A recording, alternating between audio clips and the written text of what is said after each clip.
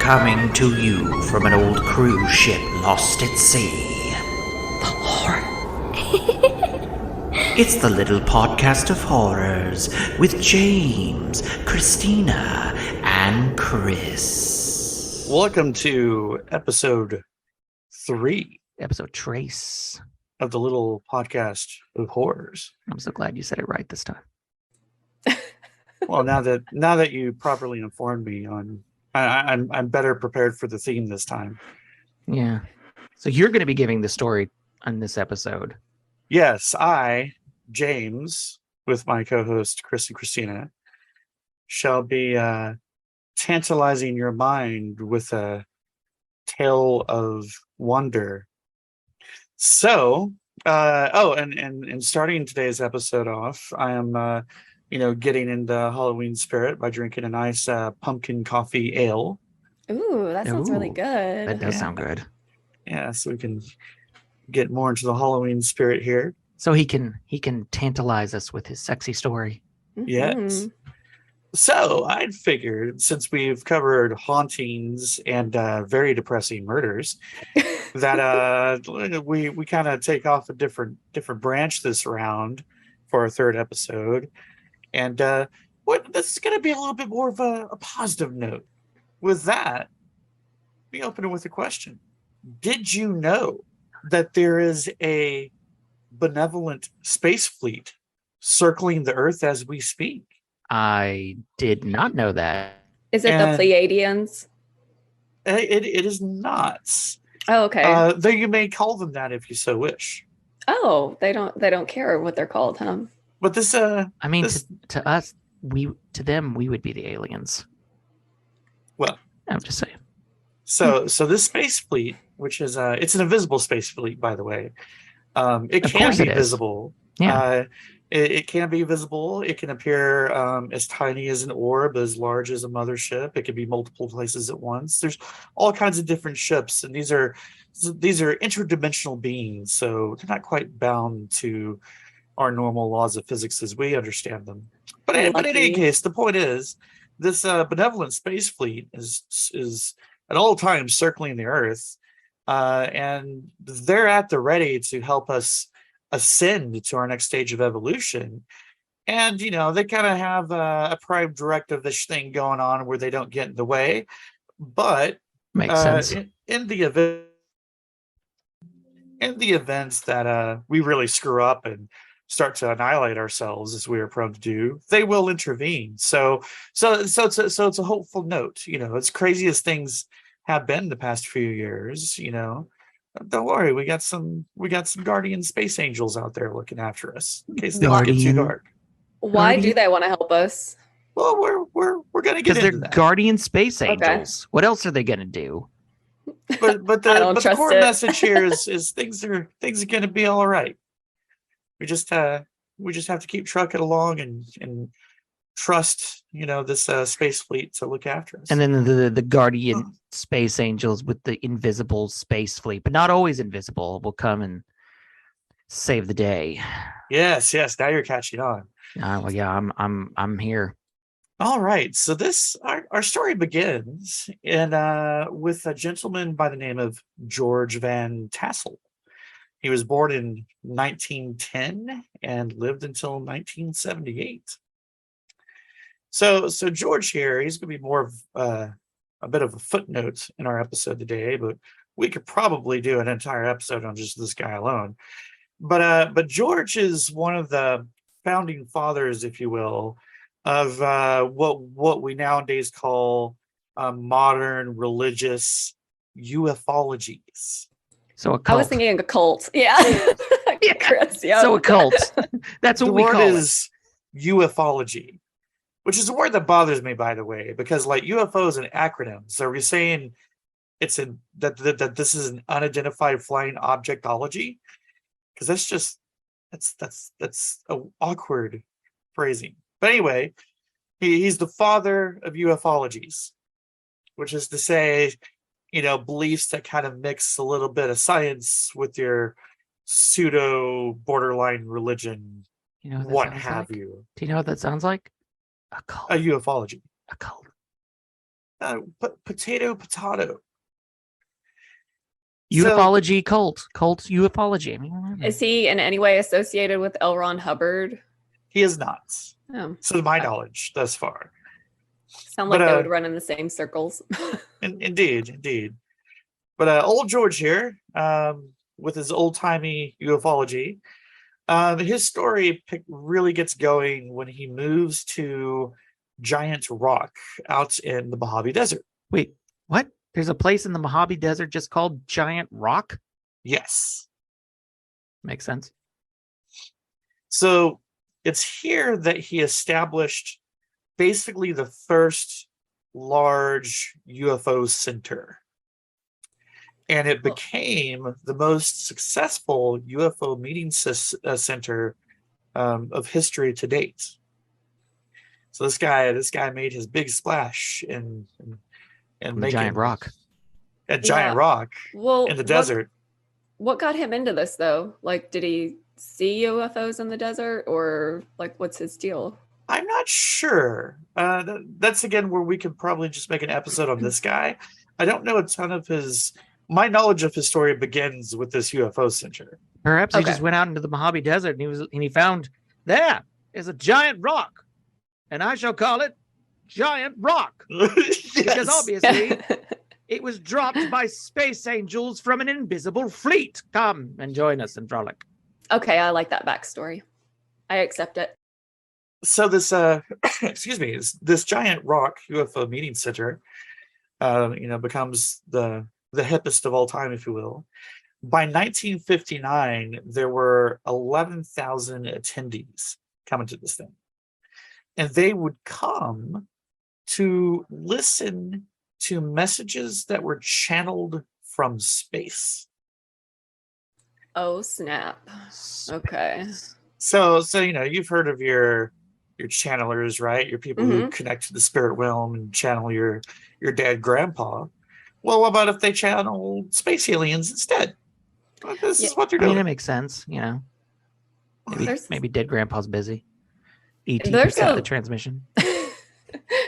There's a lady on YouTube, Braca something. She claims to channel the Pleiadians. That's where I got that name from, because I actually hadn't heard of Pleiadians That before would, I saw her. you know what though? That would suck if it was the other way around. You know, like if aliens were channeling us. Like you just go into the market one day and you're like, come on. Like, what the hell? What is that? Anybody else hear this? Gaylord from Belotion 12. I don't think we're evolved enough to be cool to channel for anyone else. We're not interesting. They don't want to be in our brains. Right. They're trying to help us, not the other way around. Yeah, what would we say through them? Like, Hi, you what's get your some- sign? yeah, you get some dude like, "Make America great again," and aliens would be like, "We don't want to help anymore." Yeah. All right, so 11,000 attendees hearing some channel messages from space. So it begins. So from here, now that he's got this, crowd of attendees and followers, if you will, he establishes this group, this organization, this club, what have you, called the Ministry of Universal Wisdom in 1953. I would have just called it Rocking Out at the Rock, talking to aliens. Yeah. I would have been down. I would have gone to that. That's a title I could get behind. But this is 53, and they had already had a couple of such groups kind of sprouting out of this Giant Rock convention thing. So this was the culmination of them into like a cohesive group or ministry, if you will, of universal wisdom. So what's the Ministry of Universal Wisdom, you might ask? So it basically investigated and encouraged healing arts as sort of a side thing, but its primary thing, its go-to, its reason for existing, was to collect and analyze UFO phenomena and to go find UFO contactees and interview them. So they were kind of an investigatory group, if you will. And then they do like chakra healing and balancing on the side. Yeah, apparently their healing arts was kind of a side focus, not the main attraction, but they'll do some healing stuff. Sure, why not? See, Did the healing art? Oh, sorry. I was gonna say, did they have like commercials like, "Have you been probed? Have you been talking to aliens? Well, if you have, you might want to talk to our people." Oh no! These are specifically not the kind of aliens that would probe you. That's some more good news. There's no probing. Oh, good. No abductions. I mean, probing. That's these are chill aliens. I do have about the healing arts. Did they do that because it helps people channel the aliens if they're like balanced and well? Hell if I know. Okay. No rhyme or reason. It was just a side note when I was researching about them. I'm reaching too hard to try to find a connection. I'll let it be. Well, I mean, that's another aspect of like this topic is so big, like we could easily make a series on this whole thing. So but anywho, our Ministry of Universal Wisdom, they taught that all humans have the power to tap into the universal mind of God. Okay. And you tap into the universal mind of God to facilitate humanity's evolutionary progress. Like, you are here on the scale. What? Oh, okay. That's where we're at. Good. Good to know. Exactly. And so basically tapping into this universal mind of God will help you evolve to a level the likes of major figures in this movement, such as Jesus and Ashtar, who we'll be talking about shortly. Ashtar. But two prime examples of evolved humans that have touched the universal mind of God. Explains a lot about Jesus. That's some helpful information. Yeah, suppose. Totally. Ashtar Okay. sounds, I was going to say, Ashtar sounds like a spokesperson for a cigarette commercial. I'm just saying, or a cigarette company. Well, we'll get to Ashtar, but so basically this ministry, their main teaching was that all humans have the power to tap into the universal mind of God, and that you tap into this universal mind to facilitate your evolution. And some examples of some individuals who have done this already would be Jesus and Ashtar, who we will be talking about shortly. So how do you do it? Just like a crap ton of meditation? Oh, I'm glad you asked. We will be talking quite a bit about that. You had to ask. I'm ready to talk to Ashtar. I don't know about you guys. Well, one must have patience when it comes to talking to Ashtar. So anywho, back to this whole universal mind of God thing. Our boy George, Not to be confused with the awesome singer. Right. Our gentleman George found that he could tap into the universal mind of God to contact dead humans. One in particular of which was Nikola Tesla. Just side note. Very specific. Yeah. Well, I mean, once you tap into the universal mind of God, I mean, it's pretty useful. He's still working hard in the afterlife. One would presume. Gotta get that Because AC current going. Yeah, because Tesla told George to build an integration machine. And the purpose of this machine would be to expand humanity's lifespan and unlock the ability for each of us to access both past and future knowledge. Past Cool. and stuff. Wow. Like Okay. A time machine. But in your mind. An integration machine. Integrating about with time. Yes. Okay, cool. Did he do it? So anyway, that's the end of that story. We just keep moving on. That was another side note. Just FYI. That's it. That's all there is to it. Nothing more. We don't know if he built a machine. Oh, well, I'm pretty sure we do, because we don't live longer, and I don't know about you guys, but I have very limited past knowledge and absolute zero future knowledge. So I'm pretty sure the machine didn't pull through. Dang which it! is why I don't have more information on it. Oh yeah, George did die in his 60s or something, didn't he? 1978. So he was born 1910, so that made him 68, probably 67, unless he got past his birthday. Yeah. I guess he didn't build a machine in time. Maybe Nikola Tesla needed to talk to another scientist. Yeah, maybe he just couldn't get back to him in time. Maybe don't pick a guy who goes out to the Mojave Desert to a big rock and can't even think of a better name other than calling it Big Rock. Well, like that's what I was thinking. Okay, so if I talk to Nikola Tesla, okay, and he tells me to build some integration machine, there's no way my French major ass could build this integration machine. So maybe he needs to talk to an engineer or something. For real. I've made contact. He's a gardener. Shit. He's not going to understand anything I'm trying to tell him. Well, unfortunately, at this point, beggars can't be choosers. Not like there's, just channelers all over the place to chat with. Yeah. You kind of get who channels you. That's who you get. And I don't think a lot of scientists are trying to channel the dead. So No.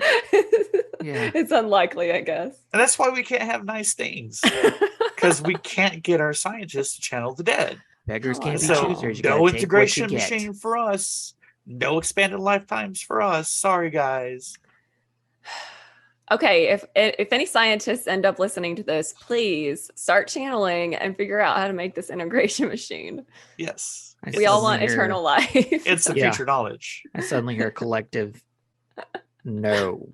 A collective eye roll, just Yeah. so hard. Yeah.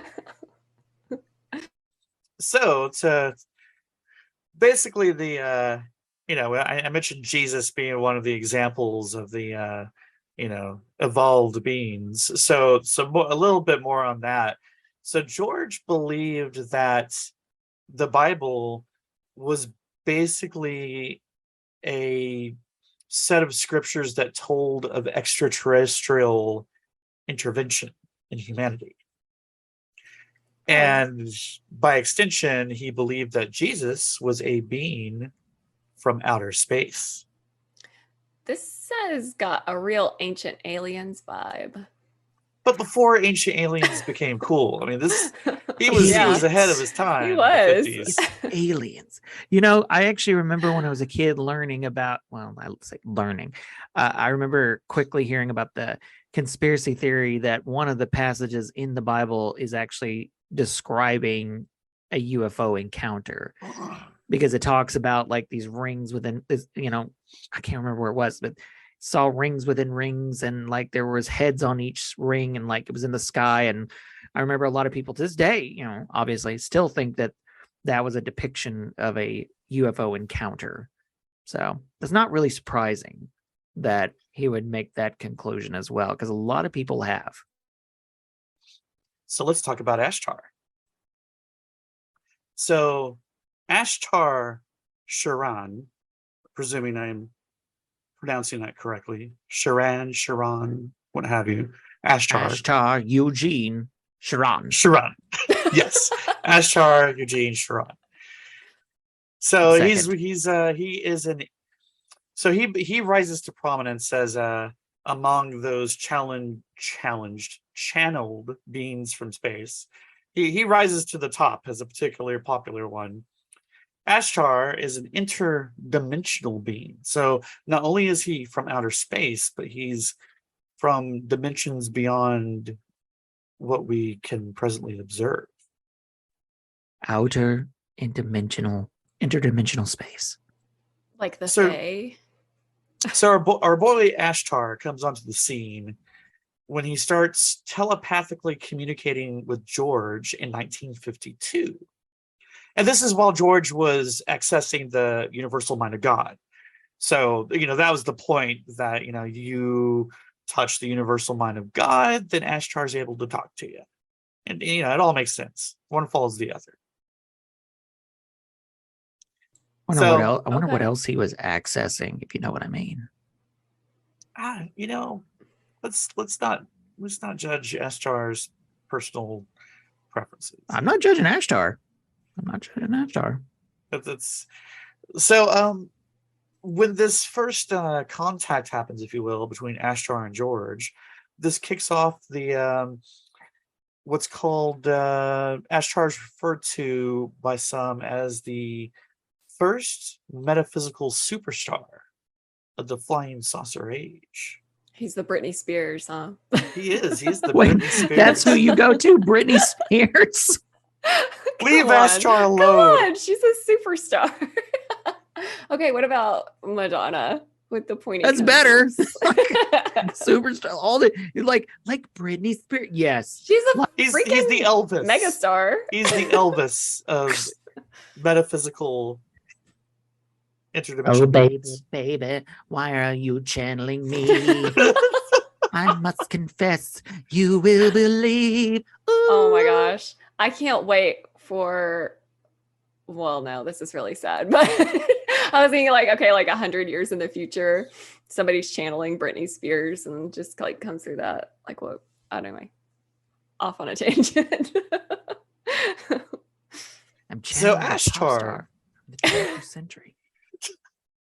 Ashtar is the leader of the similarly named Ashtar Galactic Command, which is an entire space fleet I would of such imagine. interdimensional beings. So he's a megalomaniac and named the Galactic Fleet after himself. The Ashtar Galactic Command. Well, I mean, if you had your own galactic command, you'd This be is- really tempted to put your name on it for. Hold on, I'm thinking. Ashtar Galactic Command from outer interdimensional space and beyond. Okay. I think it's got a good ring to it. You know what? It They got a does, great it does. whoever Ashtar apparently has a great PR person. He does. He really does. So the other name I've heard dropped in this regard is that this space fleet, this galactic command, if you will, they're basically a part of the larger confederation of planets. So it's this conglomerate of various alien civilizations that have come together, and they are represented by the Ashtar Galactic Command. Okay. Yeah, I'm speechless on that one. I'm not Yeah, I sure what. So they're this, called the Confederation of Planets. Something of the sort. Oh my gosh. Okay. Oh, yeah. Okay. I mean, I just want a whole backstory. Like, how did they all meet and all that? Okay, but continue. Yeah, I don't know if we're ready for that interdimensional metaphysical backstory, though, with our simple, unevolved, unascended human minds. Yeah, our brains would explode probably. Probably. So anyway, prominent contactees, prominent channelers that attended these weekly powwows at Giant Rock were the ones who basically ran with this whole Ashtar Command concept. So you've got a bunch of them like adopting this concept and just running wild with it. So Ashtar's, he's getting some popularity going. So just another name to briefly drop as we truck right along. There's this dude named Robert Short, who also goes by Bill Rose because reasons. So he was an editor of this 50s UFO magazine called the Interplanetary Digest. So basically he splits off from Van Tassel's group, and I only mention him because he's sort of like the main character in this saga who really, brings the term Ashtar Command into the mainstream ufology, if you will. So anywho, we've got Ashtar taking off, Ashtar Command, Giant Rock conventions, thousands of people getting on board with this thing. So by the mid 1950s, this is basically all evolved into this idea that Ashtar is the head of this galactic law enforcement agency, the Galactic Command. So they're space Which- cops. They're space cops, They're yes. Okay. Yeah. So there's Galactic Law Enforcement Agency, and their purpose was to prepare to rescue humanity. Because I mean, when are we not in need of rescuing? Well, like, and are we doing things that are impacting them? Is that why they have to be the hot fuzz of the galaxy? What do you understand? Yeah, where there's so many The space names just fuzz. dropped into this. Just like, what are we up to now? Hold on. The galactic Representing the Confederation of Planets. and they're the hot fuzz of space. And Ashtar is played by Simon Pegg. Yes. Yes. Simon Pegg, if you ever somehow listen to this podcast, There there you go. I charge a modest royalty fee. He always has to do his plug. He's gotta be like, He's got to get that hustle on, okay? This is America. Everybody's got a side hustle. yeah. We got to afford health insurance somehow. Oh I my gotta stay god. ahead of this Ashtar thing, man. I want to ascend, so you gotta hustle if you're gonna ascend. You want to assume. ascend, then you gotta hustle for the space fuzz. Anyway, what was I saying? I don't know. I'm Space fuzz. sorry. They came down. You said they were. Yeah, the Galactic Law Enforcement, and they're preparing to save humanity. That's their whole thing, right? So you were saying though, why are they doing this? Is it because we're having an impact on galactic stuff? Thankfully, Right. no. Oh. Because basically the rule, their sort of pseudo prime directive is they don't interfere with us unless what we're doing starts to be an imminent threat to our survival, or we start doing things that impact the rest of the galaxy, in which case Look, okay, you guys are embarrassing us. That's the reason why we cannot take this anymore. It's like every time we come to, it's like, shit, what are they doing now? Everybody else is judging us. You need to get it together, Earth. Just turn Earth into a parking lot for their spaceships. We can't deal with y'all anymore. Now we're Hitchhiker's Guide to the Galaxy. Yeah. So another name we're going to touch on just very briefly. There are many names we could touch on in the saga, but there's this prominent channeler of this era by the name of Eloise Mueller, who predicted Mueller. that a space fleet would arrive in our neighborhood in the near future of the 1950s, if you will. And another fellow channeler by the name of Adelaide J. Brown jumped onto this bandwagon and claimed that there are other planets in the solar system that had flourishing civilization. So this is all feeding into this. There's this Confederation of planets. There's all these different alien civilizations. This Galactic Command headed by Ashtar represents them, so on and so forth. So this is all starting to cohese together, if you will. Do they work with our government? You know how there are those like conspiracy theories about like our government working with aliens? I'm not sure, especially since they don't communicate in what you might think of as conventional methods. Okay. It's all telepathic. I've yet to run into such claims, but I wouldn't be surprised. But they thought there was also life in our own solar system on other planets, like Mars or Jupiter. Well, yeah. It was the Yeah, 1950s, so I mean, okay. Could be the moon people for all you know. The moon isn't a planet; it's a moon. Okay, Well, that doesn't mean there couldn't be people on it. there's a civilization on Jupiter. They're just blowing around because they're not. Just blow around in gas.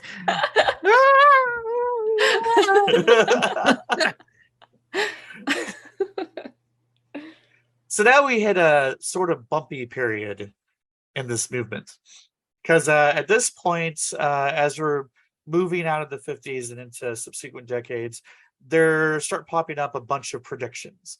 So you have your typical end timesy kind of stuff, that the aliens are coming soon, yada yada yada. The usual fare. Yeah, you gotta have Oh it. my god, I cannot with these predictions. And every time the prediction doesn't come past, they're like, "Well, actually, we were wrong." Like the last 17 times, but this time, and everybody goes along with it. It's like, oh, okay, maybe this Right. time. You're right. So this becomes problematic, and kind of hurts the movement quite a bit, because not only do you have these predictions springing up here and there, they're failing and to come true. Obviously, I mean, if you're going to predict something, predict far ahead of the future. You need to have a margin of error that you work in. Or come up that with... was the Sorry.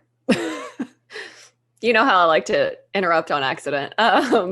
Or come up with a reason why there was no end of world. Like, this action happened, so now it's been pushed down. It's been kicked down further. Exactly. Don't you think it would make more sense to be like, hey, the end of the world is going to happen in 1993, or hey, the end of the world is going to happen in 1994? Ghostbusters 2 reference. Right. So the predictions don't go so hot, and as a result, you end up getting all these conflicting messages among the followers that are splintering off in all these different directions. It is a dark time for the movement. Meanwhile, there is a theme that crops up. The various people start referring to what they call ascended masters. And these are basically figures that appear in spacesuits. So these are going to be like members of the Galactic Fleet who show up in a physical form in spacesuits to come and visit you. So this becomes a popular concept during this period.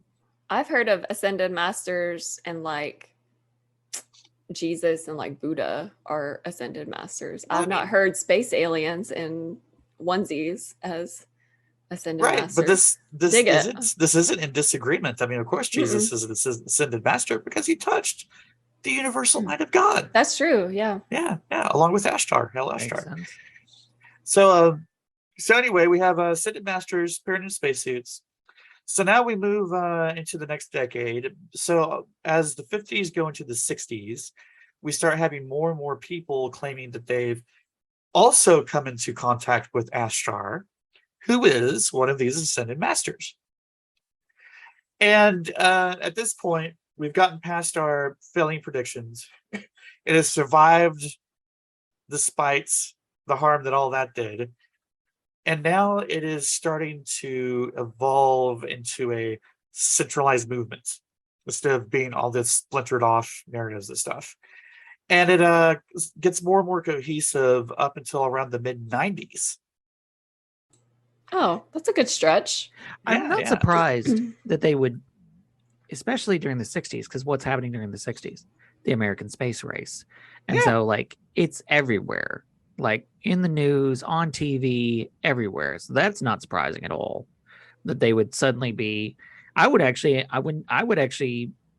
expect there like to be a spike in the 60s because of all that. Well, whatever the case may be, they got their act together, stopped splintering off, had a more centralized, unified thing going on. So now, sorry. Oh, now that Ashtar is one of the ascended masters, does that mean people are saying they actually see him, or are they still just channeling him? Oh, this is all still channeling. Oh, okay. Just more people are channeling Ashtar now. Okay. Not just George. He's really getting around. Yeah, Ashtar's getting around. He's Playing the field. He's coming out of his shell. He's shedding his introversion. He's starting to get around. Bravo, Ashtar. Everybody's channeling Ashtar now. Well, he's had a few decades. He's gotten used to things. He's gotten used to talking to people. Makes sense. Good for you, Ashtar. Way to go, buddy. So during the 90s, another figure by the name of Tuella, and I don't know if I am pronouncing that right at all. I only have the single name, so that was kind of a mystery to me. But this is another just passing figure footnote here. But the reason I bring that individual up is because they helped bring about Guardian Action International. Is this a human or an alien? This is a human. Okay. Because they founded Guardian, or she founded Guardian Action International when Ashtar approached her with a special mission. Oh, she's the chosen one. Yes. Ashtar gave her the mission to publish several books throughout the 1980s. Okay. So that was her thing, and that culminated in the foundation of Guardian Action International. I'm gonna have to read these books. Indeed. Yeah, I'm kind of interested too now.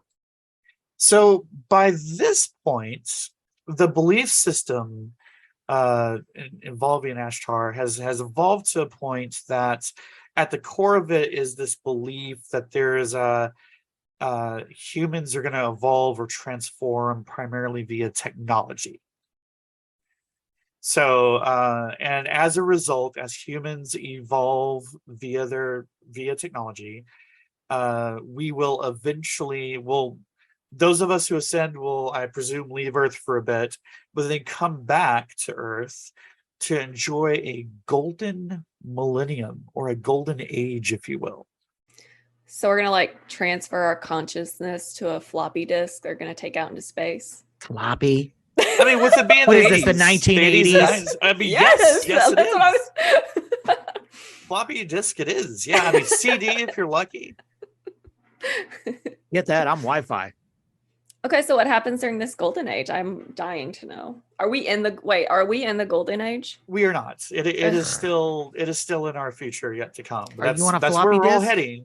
Okay. We're all heading to the golden age. So, so the next chapter kicks off with yet another individual by the name of Yvonne Cole, and Yvonne claims to have channeled Ashtar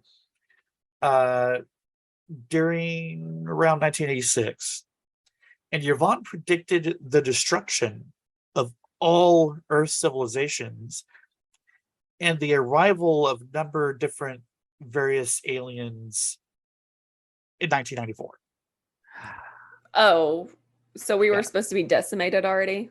Yeah, our Earth civilizations were supposed to have collapsed, and we were supposed to be powwowing with I'm starting all to these think that different aliens by Ashtar will now. tell you whatever he needs to so he can channel you.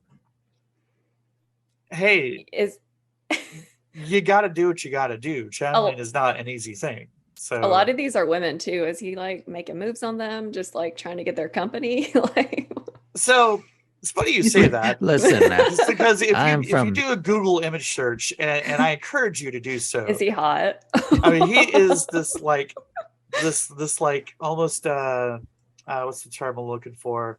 Like Lord of the Rings-ish, Legolas looking, long Wow. blonde haired, I'm in it. Okay, I'm fair looking this up. skin. Shows up. Listen, I'm an interdimensional being, and if you want to know about the Oh my end of God. the world, why don't you and me channel a little bit, have some Like, wine, the talk girls a are, like, little. Fanning themselves. Yeah, he is Also, I- definitely gosh. played by Orlando Bloom. Also, I look Definitely, like hands Orlando down. Bloom. Oh my Hey gosh, there. you are so right. It looks like he's Yes. getting married to an old man in one of these, though. What is happening? Well, there's a lot of things you, that happen You with It looks Ashtar. restrict like- his life choices. Maybe they are in love. When it you're looks as like beautiful Jack- as Ashtar. It looks like he's marrying Jack Nicholson in one of these images. Who wouldn't? Yeah. This guy's a looker, I don't Did think you many see people One would Flew kick Over him the out of bed. Cuckoo's Nest? Oh my gosh.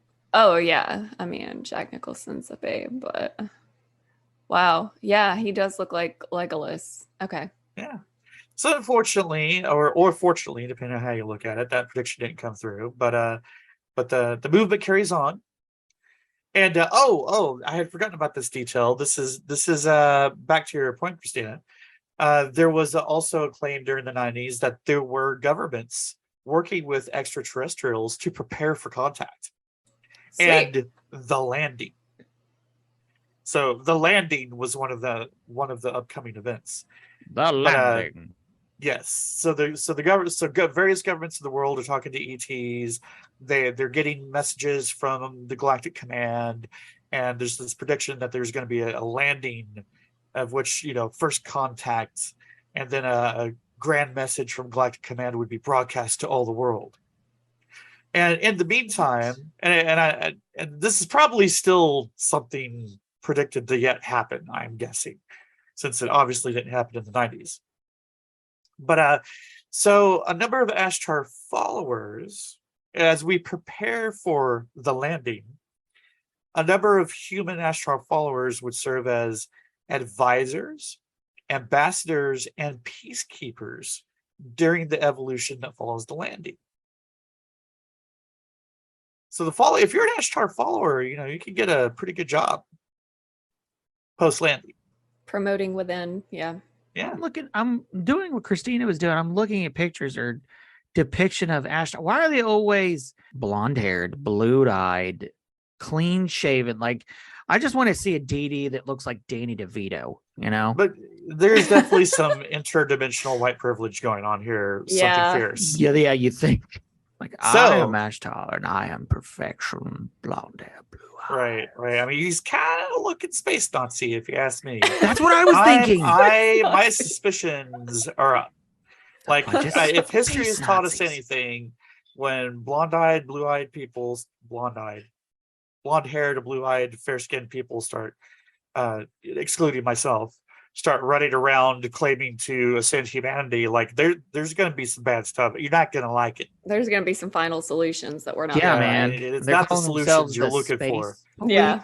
or like the space Gestapo. Space Gestapo. Yeah, just saying. But Ashtar's gonna Ashtar. So now we're moving past the 90s into the internets. So with the dawn of the internet, the Ashtar movement goes online, and this kind of becomes a renewed boon for the movement, because with the coming of age to the internet, this movement becomes unified and sort of develops an orthodoxy.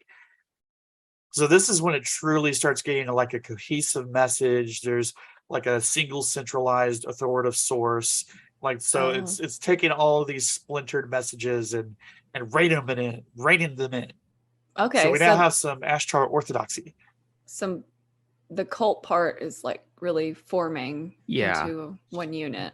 The internet has an extraordinary ability to do that. There's something I was going to say. This reminds me of something Dr. Neil deGrasse Tyson said once. He's like, the internet came along and with no manual on how to navigate it. And so you have this one person with this insane idea, and he finds another person with the same insane idea. And then they start to think, we're on to something, rather than realizing they're both just full of shit. And so I feel like that's what's happening here, but on a much grander scale. Well, as the message is becoming cohesive, and we now have a central authority, they managed to address all these conflicting prophecies and failed predictions, and as a result, they produce like this just singular unified worldview. So they go through and address all the messy stuff, get that cleaned up, and get a cohesive message that can stand on its own.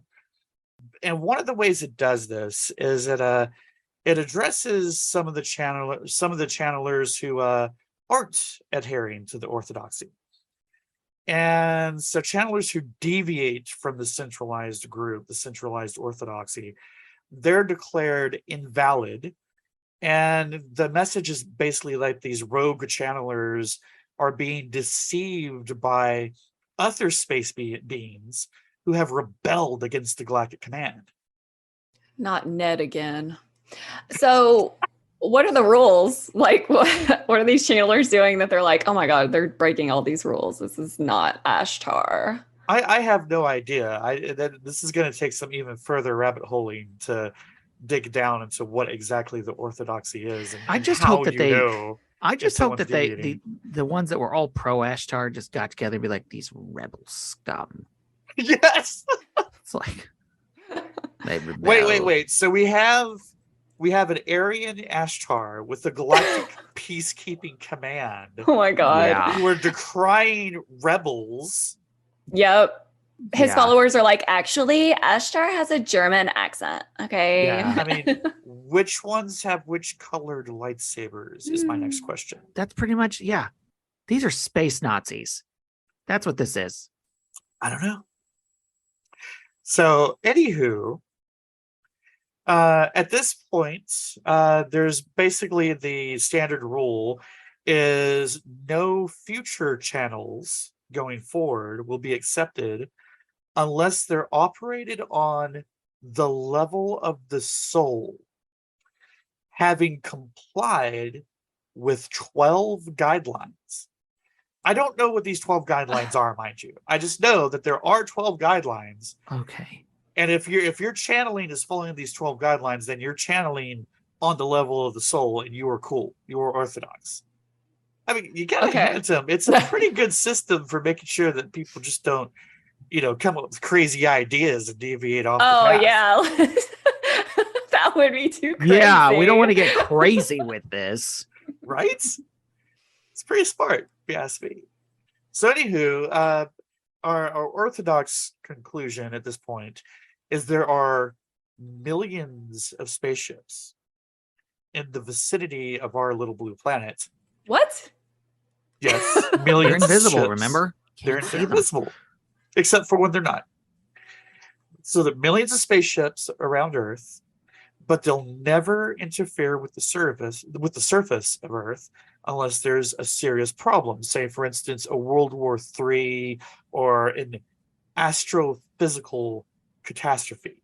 Those are kind of the scenarios in which the Galactic Command will step in and get it straightened out. There are millions of ships just creeping on us. Sounds They're like it's just... they're just looky-loos. Maybe they're nice creepers. Don't they have anything else to do?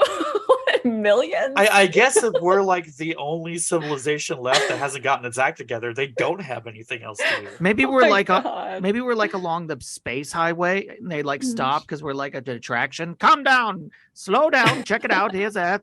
Look at these crazy We're flyover planet. We're flyover planet. Like, lock your doors, okay? We don't want to go down there, but let's look. Man, they're weird down there. Look at what they're doing. They're hanging out under a big giant rock. Who does that? I mean, I can't argue that point. So now we move on to 1994 and what's called the Pioneer Voyage. So we're going to rewind just a tad back into the 90s.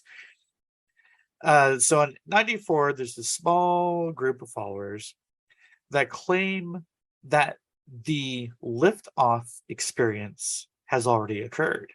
And they know this because they themselves have been aboard ships of light that have been circling the Earth. So not only are there millions of ships, they're ships of light, if you will. So these are people saying they were abducted? No. They have been aboard, but not abducted. This is nice. This is friendly. Oh, they got consent. They were guests. Okay, the aliens got consent. They just didn't snatch you. Okay, yeah, no. These are not the type of aliens that snatch you. They're very polite. They're very polite, very chill folks. Just hello there. They're space Canadians. Would you like to come aboard and take part in our alien soiree? We have fondue. We have they're basically space Canadians. Hey there, you want to go on up to the... No disrespect to Canadians, actually, I love Canada. But, so far we've gone from the Galactic Space Command, Space Cops, Space Fuzz, Space Hot Fuzz, Space Nazis, Space Pioneers, and now we're Space Canadians. Like, yeah, we can't decide. All over the place.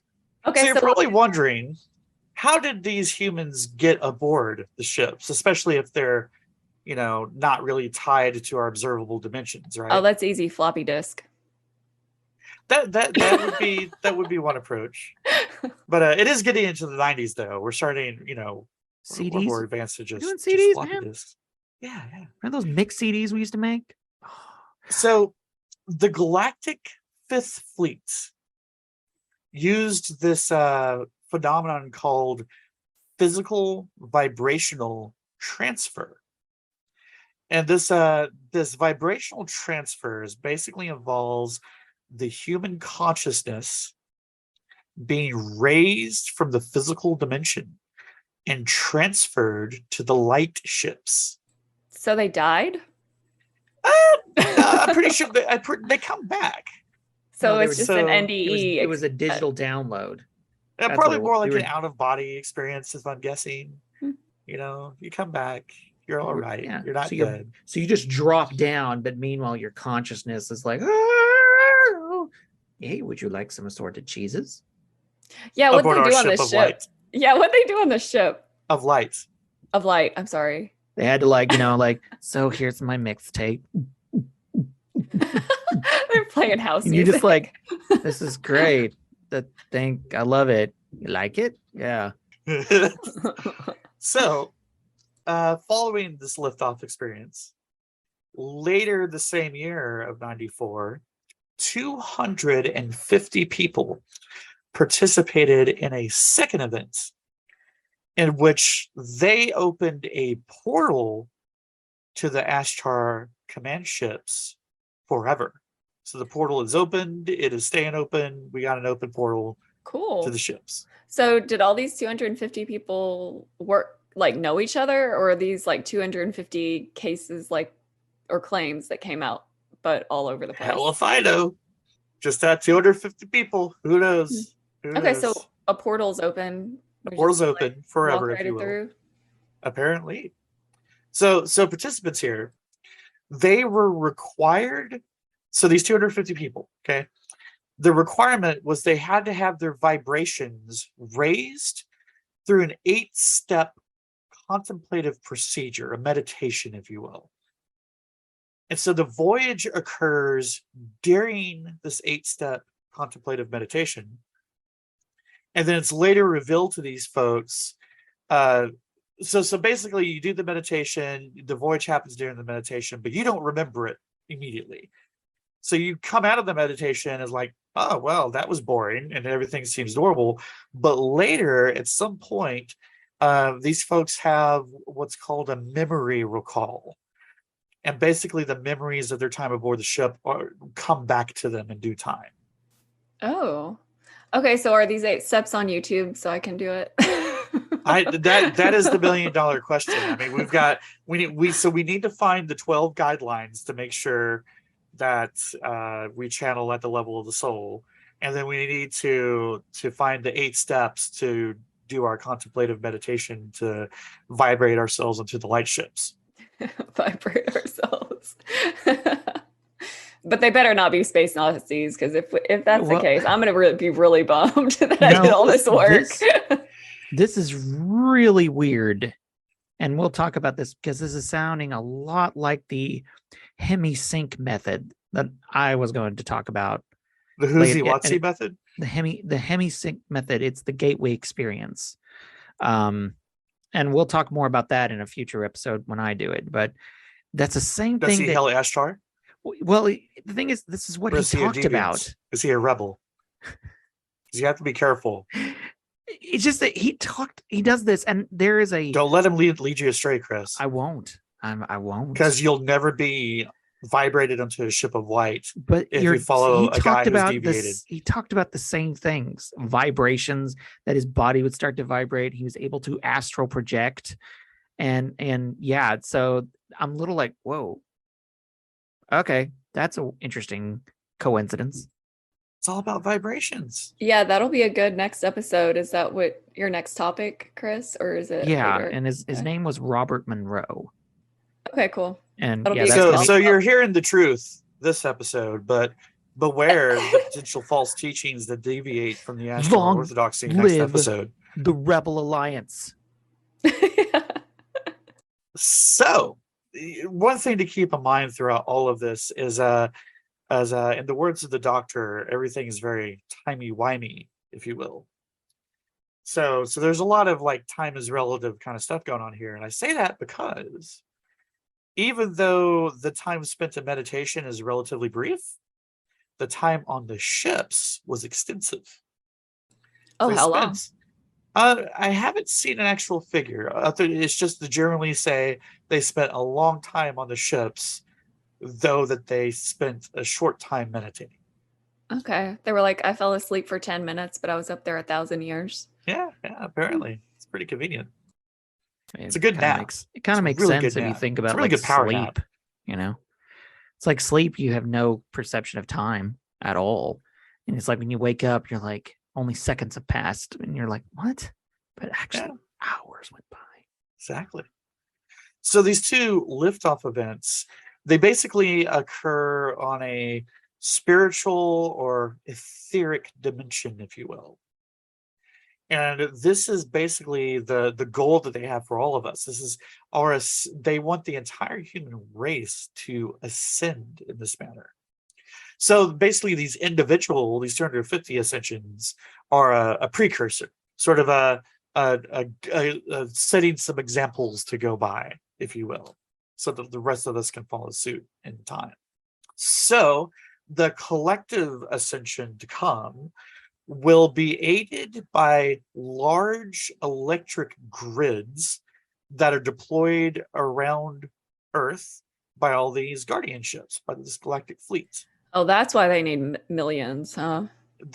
That's why we have 5G. So they can trap us in a giant net. So you have all these crazy people saying it was to put tracking devices in us and do a COVID thing or whatever. No, doy. It's about the galactic fleet preparing us to ascend. Man, bunch of negative Nancy's. It's all about ascension. Come on, get with it. Of course it is. So, you might be asking yourselves at this point, it's like, gee, all these decades later, I really wish there was like a modern authority we could go to learn about Ashtar today. You'd be in luck because there is. Yay! I gotta start my journey somewhere. So our last leg of today's episode is my favorite part and the main events that I was building up to. So enter Daryl Anka, A-N-K-A, Anka. I'm presuming you're pronouncing that. Daryl Anka. We're not going to talk about Daryl actually, because Daryl doesn't really. He's not really the main character here. Daryl is the physical human vessel through which Bashar talks to us. There's another one, Bashar. Yes, okay. Bashar is a. Well, let me just grab a snippet here from Bashar's own website. Not to be confused with Daryl. This is Bashar's website. Right. Bashar.org for the curious. Oh, okay. To quote, Bashar is a physical ET, a friend from the future, who has spoken for the past 37 years through channel Daryl Anka. He has brought through a wave of new information that clearly explains in detail how the universe works and how each person creates the reality they experience.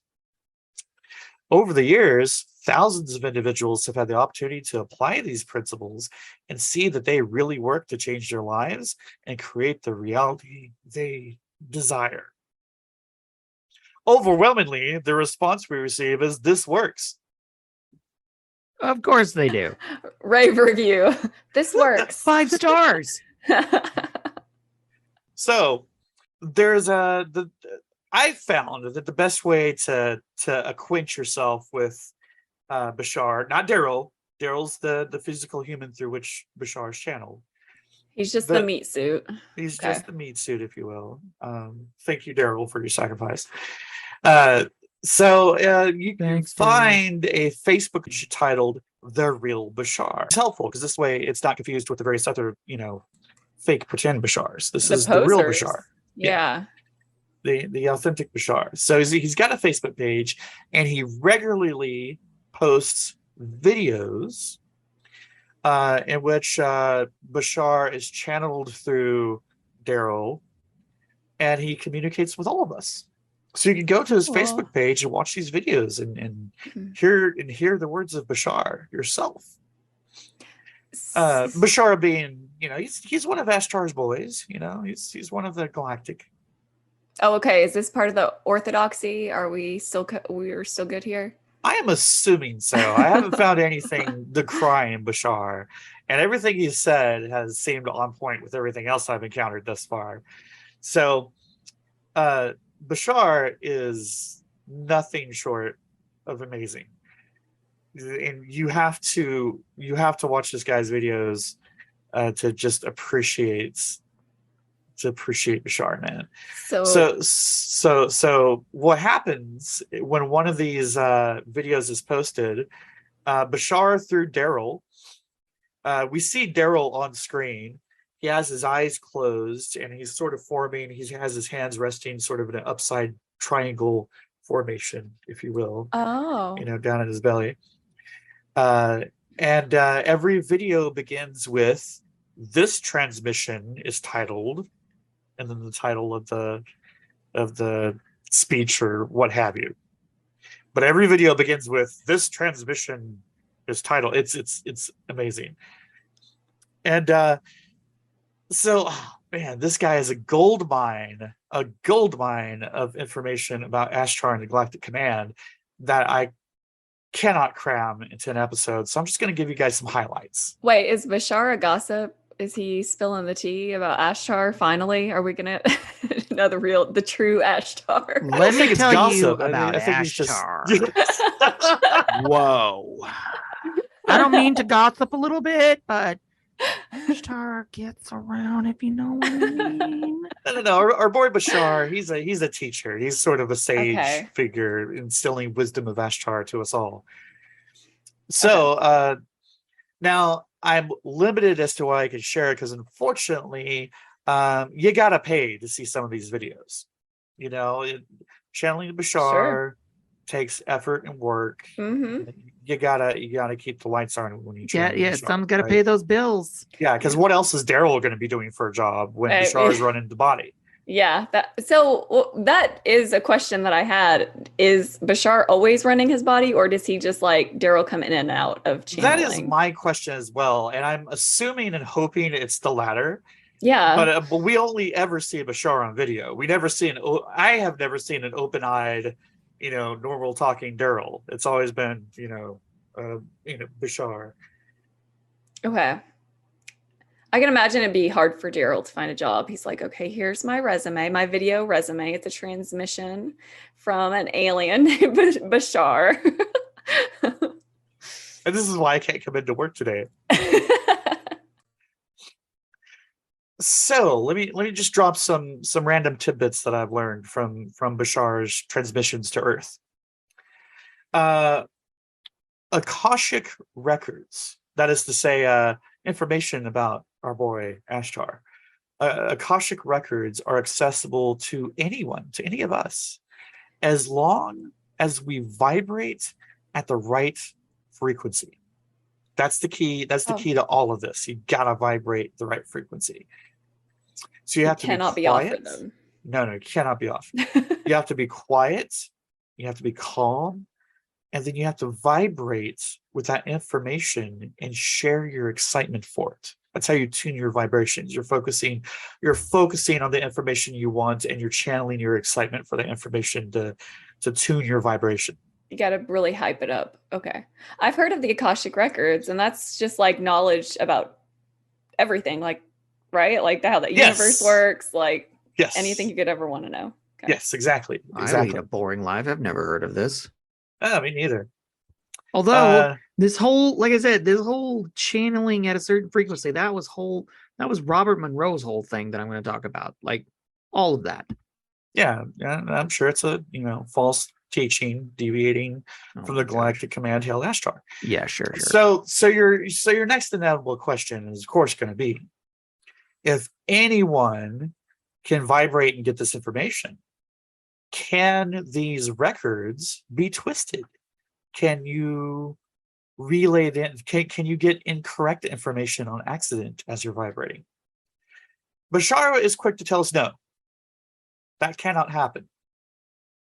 So when you encounter information that seems conflicting or doesn't make sense, in context with the rest of what you know, that just means that these variations are the consequence of you connecting with the records of an alternate universe. I love it. Multiverse, Akashic records. Oh yeah, I love the. So- We're going to talk about the multiverse in a future episode. So information may seem conflicting, but that's just because it would be conflicting if it's in the same universe. It's different universes. You gotta pay attention to which universe you're connected to, or you're going to get confused. So as I said, you can buy recordings of his live streams, which kind of confuses me because it's not a live stream if you're buying a record. But anyway, you buy recordings of his live streams on his site. You can learn all sorts of these truths, such as what really happened to Atlantis. So to give you a little preview of that, many Atlanteans had a lot of something or another blood. And I say something or another because I heard him say it, and I cannot regurgitate and pronounce that word to save my life. It was some fancy ancient word. We'll just say it was Aquaman blood. I am just assuming alien. It So was I'm gonna run Momoan with that. blood. Chasing so- Momoan blood. That would explain it.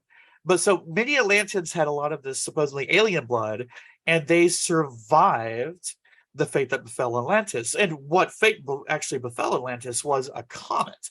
So this comet appeared in the sky for months before it actually made impact and washed Atlantis away with a tsunami. So that's what happened. Wait, so are some of us descended from Atlanteans? Well, I didn't pay for the video, so Oh man. my That knowledge Jason is Momoa is. extremely limited. So it's pay per video and not like a membership or something like that. I'm not aware of a membership. It looked like per video to me, but Mm. I can't say I was especially thorough through the payment options of the site, to be fair. Bashar's really nickel and diming us here. Okay. You do what you gotta do. He's not going back to that shoe shop. I'm gonna have to So- vibrate up to the Akashic records myself then. So another question you might have for Bashar and Ashtar and the like is does reincarnation happen? Yes, does it? Does it? I must know. No, Aww. so to speak. No, hold on. So to speak. Lame. Reincarnation doesn't actually happen, but it appears to happen because you think about it in a linear way. So what we understand as reincarnation is just an illusion because all things exist simultaneously. Oh, so we're like our spirits are in multiple bodies all at the same time. Yeah, everything happens all at the same time and all at the same place. Okay, I can get on Yeah. board. Yeah, so I'm happy to clear that one up. We could close the chapter on reincarnation right off the bat. Thank you. Yeah, finally answered once and for all. So let me as we head toward close, I want to share one of my favorite morsels of wisdom. So I'm going to do some quoting here, so bear with me. So one of these videos, and this is thankfully one of the free ones, is a little bit of it. Bashar does some Q&As sometimes from lucky viewers. So basically one of the viewers had posted a question that was regarding past life regression. Yes. Yes. So she refers to this book that she had been reading that makes the claim that if a personality, a spirit needs to master a certain experience, that according to the book, that spirit must come back to the physical realm with no choice in the matter. You've got to bring that spirit back in order to master the experience that you're looking for. So she's asking Bashar, is this true? And there's this concept of the oversoul. So she's asking, does the oversoul choose all of our experiences, or are there those with which are there experiences which we must complete? So basically, as we're looking to master experiences, are some of them optional or are some of them like mandatory? Yeah, good question. Great question, right? And the Ready for the answer? Yeah. The answer is going to Yes. satisfy this one once for all. So I'm going to quote verbatim, if you will. So just bear with me for a second.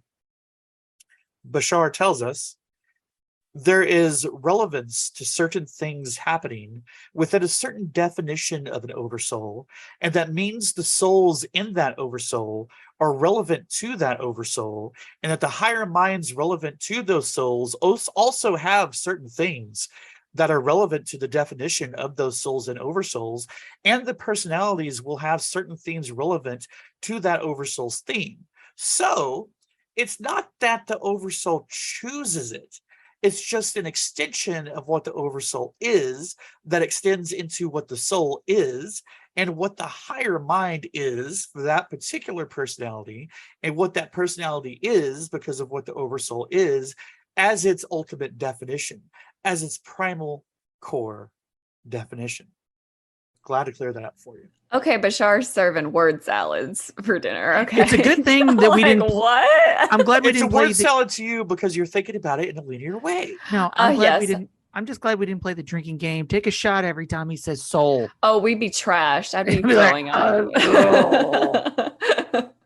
And that's when Christina died of alcohol poisoning. Like, Feeling sure. I cannot tell you how many times I had to pause and rewind that video to get that quote down. oh my god, I'm just like, and when somebody's I like, don't I get don't it. get it. Well, you're just too linear, I guess. You Yes, need you're to think- vibrate your soul up higher. Yeah, Exactly. maybe if you were a little bit more eighth dimension like the rest of us, but you're not. Fifth dimension. You're vibrating green. I need you to vibrate blue. Okay. Fifth Yeah. dimension, Chris. Don't overshoot it. I just want somebody to be like, You're trying to go ludicrous speed over there. shut your mouth, Daryl. You don't call me Daryl. Hey, Mom. Bashar. Like, okay, Bashar. Daryl. So about those misunderstandings when we think we hear like word salad or something. So basically a theme he runs with is a lot of misunderstandings are due to us existing within a limited time and space and split among and that basically our consciousness is split among a conscious, a subconscious, and an unconscious. But in the beyond, Basically, he's just like, it's not that I'm bullshitting you. It's just the fact that you don't get it. It's the Yeah. he's gonna just basically intergalactic gaslight you, is what he is. You just don't get it. Like, I was thinking, it's not me, it's you. Okay. it's your fault. It's well, your if it fault. helps, he's not really condescending about it. He's very hopeful They that never are. we don't They're get like- it they- yet, but just we like- will. It's like you'll get it eventually, and eventually it won't sound like a bunch of garbage, twisting everything around to just confuse you. One day you'll get it. Well, let me finish Sorry. before you start hating on the game here. See, so whereas right now we exist within a limited time and space, and right now we're split among a conscious, subconscious, and unconscious. In the beyond, we will experience. So as we transition to the beyond, we'll experience a life review because everything exists all at once. So as we're moving to the beyond, we're going to experience our conscious, subconscious, and unconscious minds all at once, and all of our experiences all at once. But don't worry, because you might think, that having a life review, like, this is going to cause some anxieties. You're looking back on all your mistakes and trip ups and things you did, your misdeeds. But don't worry about that. You're not going to be anxious because there's nothing to fear, because you only absorb it as knowledge and experience. So it's basically just going to be one big aha, I get it now, once you experience all of this. You'll look at this at the horrible screw ups you've done, and it's like, oh, I understand that to be a screw up now. I am thus a better being, having understood this. I've heard that in other belief systems as well. So yeah, Mhm. Yeah. that's that, and I like that. I do actually like that part. Hey, you want to know about karma? Yeah. Sure. Because Bashar's got some things to tell us about karma. Come Wanna know on, about karma? Bashar. It's a Thank you. bitch. So first, tell me what your understanding of karma is. What is karma? You get what you put out. Yeah. Aha. That's what I think too. So Is that a question? Is To- that to what I quote- think? Too? to quote Well, to it quote was. Bashar again. To quote Bashar again, for a long time, people on your planet have misunderstood the meaning of that word, karma. So Bashar tells us that karma, he starts going back to like the original Sanskrit meaning of the word karma. It just means action. and actions are the language of the physical reality. So karma boils down to the actions you take to rebalance yourself if you find you've taken some action to take yourself out of balance. So what you might call consequences or getting your just desserts or whatever, it's just rebalancing. Mhm. You've fallen Okay. out of balance. The karma's getting you back in balance by whatever means necessary. Okay. So karma is synonymous with free will because you're taking the actions to rebalance your life. Okay. So with that, my friends, that is everything I have in summary of Ashtar, his galactic command, and his pal Bashar. Ashtar and Bashar, or Ashtar and Bashar. El Ashtar. El Ashtar. Okay. And then So we'll are channel you guys ready to Jafar. ascend? I don't Are you know. ready to vibrate? I'm ready to vibrate out this bitch. Let's go. Yeah, man. Let's vibrate on out that door We're going to vibrate into a golden age. into a golden age of floppy disks with Floppy disk. Space Bowie. I mean, or whatever he is with the space cops into internet. At least Okay. he's a sexy space cop. He looks like a space. He's Yeah. all yeah. He looks like a sexy space cop, but unfortunately, he channels around. So He channels around. Hey, when you know. got that level of interdimensional sex appeal, you know, don't look, man. don't hate the interdimensional player. Hate the interdimensional game. Game. Yeah. Wow. I really want to show you guys this picture that I'm looking at. Yeah. Show it to us. Can I share We'll my have to- screen? We need to post it on our show notes. Yeah. We'll post that on our show notes. That'll be great. Oh, the host has disabled participant screen sharing, so I can't show you. Oh no. Let me see if I can fix that.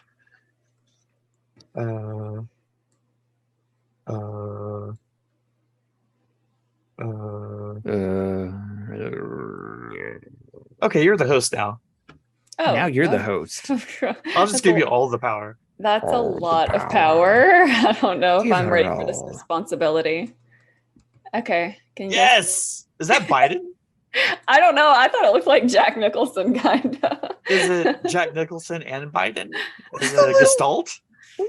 What are the little people here? What the? I don't know. Meeting with Ashtar Sharan, commander of the Grand Cosmic Squadron, to discuss the evacuation plan for planet Earth. Yeah, maybe that is Joe Biden. Oh my God. So all of the aliens are fair skinned. Oh no, we have a redhead. Redheads are the fairest skin, like they're bleach white. There's Hey, this, my wife can't go outside for more than 10 minutes I'm without just getting saying they're not burned. all blonde. They're not There's- all strictly Aryan. Oh no, I there's mean like this purple one right here. yeah. They have some Irish aliens among them. Oh my gosh. So that purple one, Uh-huh. he's standing right in front of this one figure, and it looked like he had alien ears for a second, like antennas. But that's just the V. Oh, yeah. But I was like, what? We get antennas? Like, we are the egg people. Come, let us love you. Let us take you away and vibrate into your souls. Hail Ashtar. This picture. Ashtar, my old friend. I missed you so much. Oh, where have you been so long? It has been so many years. Yes, it has. I have missed you. Yeah, I missed you too. Let's catch up. How's Galagar and your 17 other wives? Oh boy, I need a drink. We don't call them wives as you do in your linear physical dimension. Is that going to be the new diss? Like, you're so linear. You're just so linear. You don't get it. You don't vibrate the You way don't I do. vibrate. I think people already say that, so. Now, to be fair, if there are any Ashtar listeners in the audience, it's like I don't want to hate on the Ashtar Yeah. folks because all things considered, like these are like all their messages are about universal love and experience, love and acceptance of everybody. And the galactic ships, they have no weapons. Like they defend themselves with their thoughts and intentions. They have no need for weapons. They're not violent. They can blow people up with their minds. And they're chill. I'm with you. If there's any people listening that are actually followers of Ashtar, I apologize. I'm not trying to be. I mean, it's okay. I should just say I have a beer with you. It's yeah. I'll drink with you and hear you out. Like, and I yes. I'm just. It's a lot to take in. You gotta at least admit that. Like, that's a lot. That's a lot. Okay. That's all I'm saying. And I believe some crazy things. I'll trade some tit for tat. Yeah. It's all good. Yeah. I mean, you look at Christianity, and it's like we believe in like some guy parting a sea and walking between it, and virgin births and raising the dead and all that. I mean, so do they. Yeah. Fair, so because they're just descended beings. So, I mean, Ashtar. Well, cool beans. That wraps up episode 3. I don't know where to go after that. I'm just like, I don't either. Yeah. So, yeah. Episode 3 in the can. May your vibrations be fruitful. May your vibrations be fruitful. Yes. Hail Ashtar.